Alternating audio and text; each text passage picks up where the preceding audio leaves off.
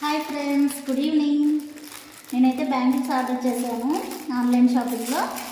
Bangles అయితే ఈరోజు వచ్చాయండి. మీకు కూడా చూపిద్దామనేసి ఈ వీడియో చేస్తున్నాను. ఎంత బాగున్నాయనేసి. మల్టీ కలర్ బ్యాంగిల్స్ అనమాట, 2 డజన్స్.